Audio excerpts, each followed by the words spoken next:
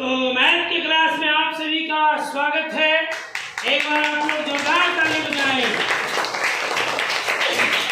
आज मैथ का एक इम्पोर्टेंट क्वेश्चन जो profit and loss, cost price और सेलिंग प्राइस से लाया हूँ और इसको हम सबको समझने का प्रयास करना है।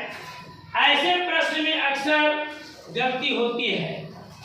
ऐसे कहा गया है, math is mind, math is mind. गणित जो है वो दिमाग से बनता है। गणित दिमाग है, दिमाग लगाओगे तब गणित बनेगा। अब देखिए यहाँ पे बहुत बढ़िया क्वेश्चन है। इस तरह के प्रश्न अक्सर कंपटीशन में आते रहते हैं। इसको हम आसानी से कैसे हल करेंगे, बिना हल किए ये जो चार ऑप्शन दिए गए हैं आप टिक लगाएंगे तो गलत होना सुनिश्चित है। आइए हम लोग देखते हैं। प्रश्न है 50 वस्तुओं का क्रय मूल्य 40 वस्तुओं के विक्रय मूल्य के बराबर है।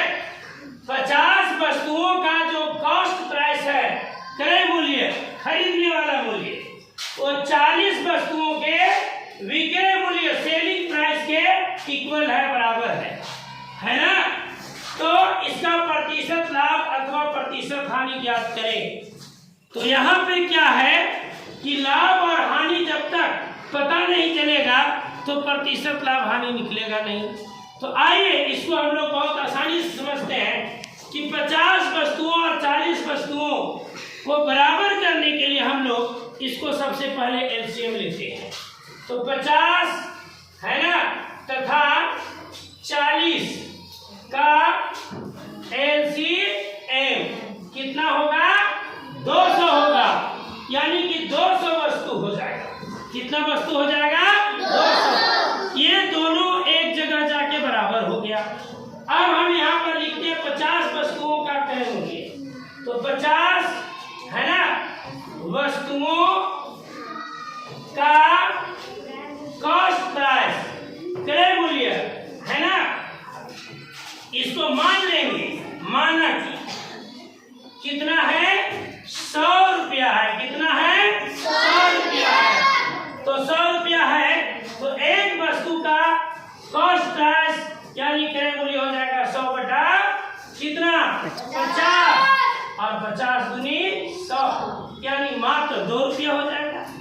अब यहाँ पे दोनों जाके 200 वस्तु पर बराबर हुआ है, तो इसलिए 200 वस्तु का क्रय मूल्य कॉस्ट प्राइस 2 गुने 200 बराबर कितना हो जाएगा, 400। अब देखो 50 वस्तु का जो क्रय मूल्य है वो 40 वस्तु के विक्रय मूल्य के बराबर होगा। इसलिए 40 वस्तुओं का है ना सेलिंग प्राइस, विक्रय मूल्य उतना ही होगा जितना कि 50 वस्तु का क्रय मूल्य होगा। तो अर्थात इसको हम माने हैं कितना, 100। तो ये भी हो जाएगा 100, हो जाएगा ना। अब एक वस्तु का विक्रय मूल्य 100 बटा, और ये 40 जो है वो बटा में चला जाएगा। 1 0 से 1 0, 2 दूनी 4, 5 दूनी 10, यानी कि 5 बटा 2 रुपया हो जाएगा। और अब क्या है कि अब ये वस्तु में कहां पर जाके बराबर हुआ है, 200 में। तो 200 वस्तुओं का जो विक्रय मूल्य है वो हो जाएगा 5 बटा 2 गुने 200, और 100 दूनी 200, 100 बचे 500। अब क्लियर हो गया कि 50 वस्तुओं से जब हम निकाले तो जब बराबर आया तो इसका 200 वस्तु पर, तो इसका हुआ 400 रुपया क्रय मूल्य, और विक्रय मूल्य हो गया कितना, 500। तो 400 क्रय मूल्य है और वही विक्रय मूल्य 200 वस्तु का 500 है। निश्चित रूप से विक्रय मूल्य अधिक है, इसलिए क्या हो जाएगा, लाभ हो जाएगा। तो लाभ बराबर हो जाएगा 500 माइनस 400, और इस तरह से बचेगा कितना, 100।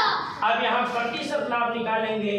तो प्रतिशत लाभ बराबर लाभ गुने 100। तो लाभ हो गया 100 रुपया, और यहाँ 100 सूत्र में होता है, और बटा क्रय मूल्य, तो क्रय वो कितना आया था 400। तो 400 और 2 जीरो से 2 जीरो 25 के 100 और इस तरह से 25% आ गया, अर्थात यहाँ पर बी आंसर होगा 25% लाभ।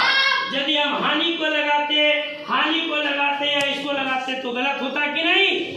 सबको समझ में आ गया? एक बार जोरदार ताली बजाएं और धन्यवाद।